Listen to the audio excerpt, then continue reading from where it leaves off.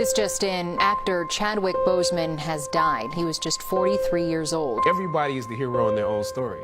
He, of course, starred in Black Panther. The impact of that is something that nobody can actually write about yet. I hope people are proud when they finish watching the movie.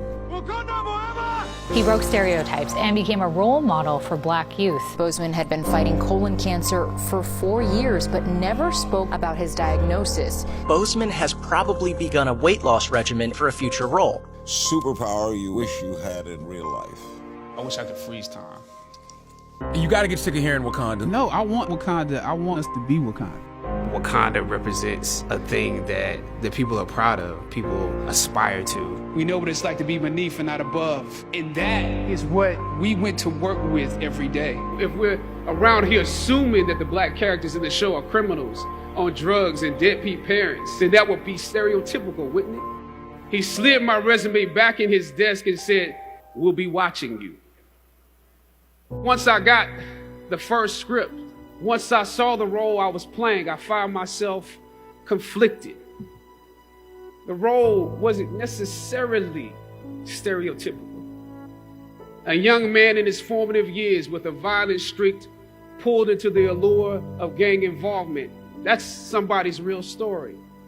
But I was conflicted because this role seemed to be wrapped up in assumptions about us as black folk. I was conflicted. It was just my luck that after filming the first 2 episodes, execs of the show called me into their offices and told me how happy they were with my performance. They wanted me to be around for a long time. They said, if there was anything that I needed, just let them know. That was my opening. I decided to ask them some simple questions about the background of my character, questions that I felt were pertinent to the plot. Question number 1, where's my father?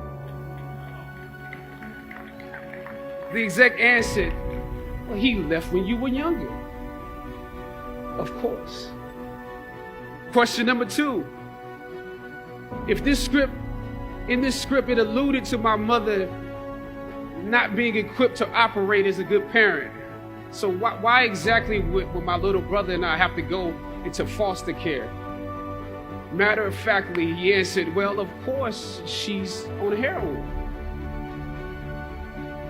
That could be real, I guess.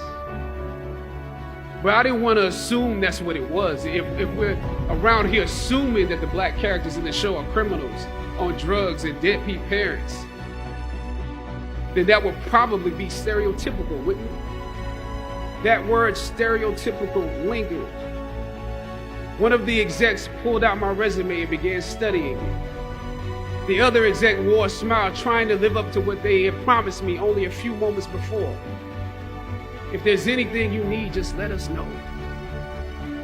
He slid my resume back in his desk and said, thank you for your concerns. We'll be watching you. I was let go from that job on the next day. A phone call from my agent. They decided to go another way.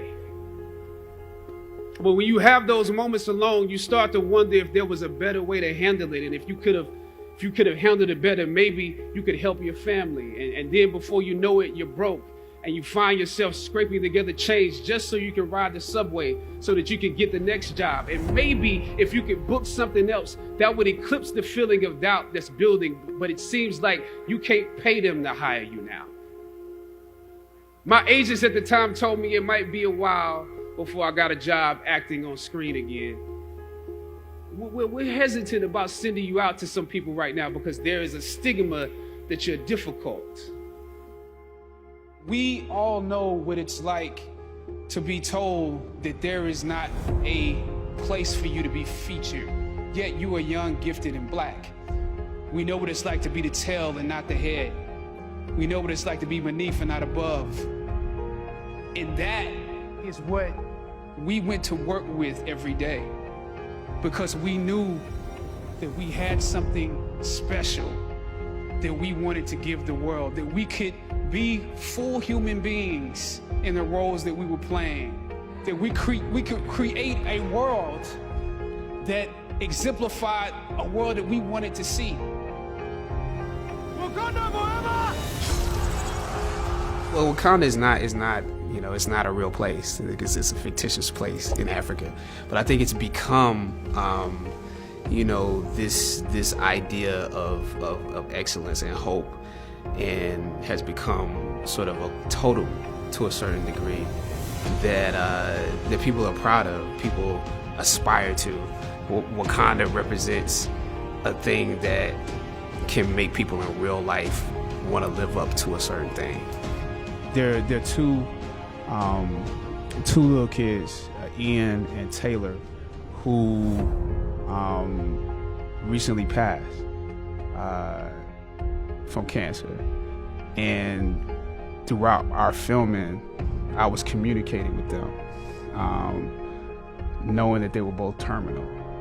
And what they said to me is, and their parents said, they're trying to hold on till this movie comes. And to a certain degree, it's a humbling experience, because I think back now to a kid and just, you know, waiting for Christmas to come, waiting for my birthday to come. I did live life waiting for those moments. And so it put me back in the mind of being a kid. And when I found out that they,